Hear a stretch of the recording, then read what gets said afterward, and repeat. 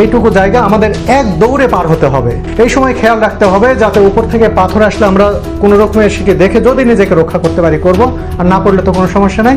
আর রাস্তা ভাঙছে কিনা এটা দেখে দৌড় দিয়ে পার হতে হবে। আমি নিলয় আমরা সবাই একে একে, একসাথে না। ঠিক সেই সময় আমার মনে হচ্ছে যেন আমার জীবনটা হাতে নিয়ে দৌড় দিয়ে ওই জায়গাটুকু পার হলাম। তিব্বত নেপাল সীমান্তে যে ভূমিধসের ঘটনাটি ঘটলো এটি দেখে আমি স্তম্ভিত হয়ে গেছি। দুনিয়াতে যত বড় বড় প্রাকৃতিক দুর্যোগের ঘটনা আমি টিভিতে দেখেছি বা বিভিন্ন ভিডিওতে দেখেছি, সবগুলোকে যেন হার মানিয়ে দিয়েছে গতকালের এই ঘটনাটি।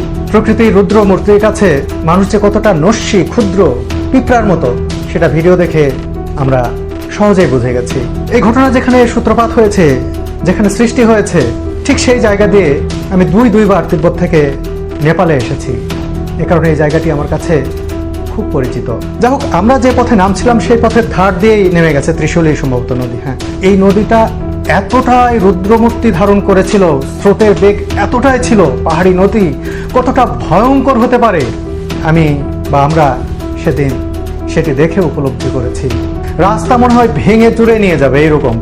ঠিক তার পাশ দিয়ে আমাদের বাস চলেছে। আস্তে আস্তে একটি জায়গায় এসে আবারও আমাদের আটকে দেওয়া হলো। চাইনিজ পুলিশ এসে বললো যে সামনে রাস্তাটি আর হয়তো 10 মিনিট টিকবে বা 15 মিনিট টিকবে, সর্বোচ্চ আধা ঘন্টা বা 1 ঘন্টা টিকবে, এরপরে ওই রাস্তা আর থাকবে না। এবং সেখানে ল্যান্ডস্লাইডেরও অবস্থা তৈরি হয়েছে যে ঠিক যেখানে রাস্তা ভেঙে যাচ্ছে সেখানে উপর থেকে আবার পাহাড় ধসে পড়ার উপক্রম হয়েছে।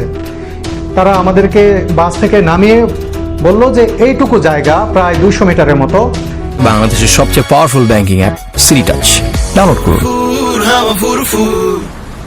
এইটুকু জায়গা আমাদের এক দৌড়ে পার হতে হবে। এই সময় খেয়াল রাখতে হবে যাতে উপর থেকে পাথর আসলে আমরা কোনো রকমের সেটি দেখে যদি নিজেকে রক্ষা করতে পারি করব, আর না পড়লে তো কোনো সমস্যা নাই। আর রাস্তা ভাঙছে কিনা এটা দেখে দৌড় দিয়ে পার হতে হবে। আমি নিলয় আমরা সবাই একে একে, একসাথে না, দুইজন 3জন এভাবে দৌড় দিয়ে ঠিক সেই সময় আমার মনে হচ্ছে যেন আমার জীবনটা হাতে নিয়ে দৌড় দিয়ে ওই জায়গাটুকু পার হলাম। যেই জায়গাটুকু আমরা দৌড় দিয়ে পার হয়ে এসেছিলাম, 1 বছর পরে আসার সময় দেখলাম যে সেই রাস্তাটি ভেঙে গেছে। অর্থাৎ আমরা চলে আসার পরপরই সেই রাস্তার আর কোনো কিছুই নেই। আমরা পরের বার যখন এসে দেখলাম তার চেয়ে উপরের দিয়ে রাস্তা তৈরি করা হয়েছে। আমরা যেদিক দিয়ে দৌড় দিয়ে পার হয়েছিলাম সেই জায়গাটি একেবারে ধ্বংস হয়ে গেছে। ঠিক যেই মুহূর্তে এই ঘটনাটি ঘটলো তিব্বতে, তখন আমাদের বেঙ্গল ভিস্তার 2টি গ্রুপ তিব্বতে অবস্থান করছে।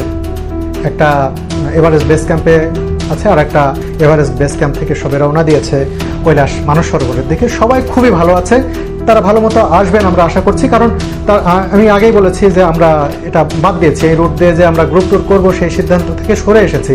তারা গিয়েছেনও চীনের কুনমিং হয়ে লাসা, আবার তারা ফেরার পথেও লাসা কুনমিং হয়ে ঢাকায় আসবেন। তারা সবাই ভালো আছেন, কোনো সমস্যা নেই।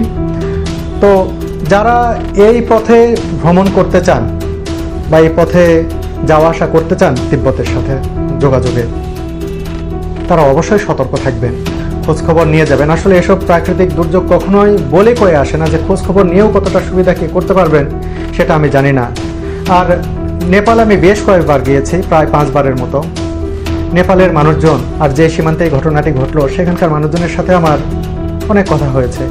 তারা অসাধারণ মানুষ হিসাবে খুবই সরল মনের, সাদাসিধে, তারা খুব সৎ, আন্তরিক। এই ভালো মানুষগুলো কি বিপদেই না পড়েছেন। অনেকে মারা গেছেন, অনেকে সহায় সম্বল হারিয়েছেন, অনেকে তার স্বজনদের হারিয়েছেন। এটা খুবই একটা বেদনাদায়ক ঘটনা। আমি তাদের জন্য সমব্যথী। তারা এই দুর্যোগের ধকল কাটিয়ে উঠুক।